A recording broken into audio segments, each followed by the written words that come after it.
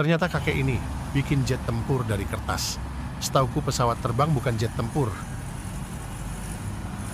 Sepertinya dia rindu masa kecil.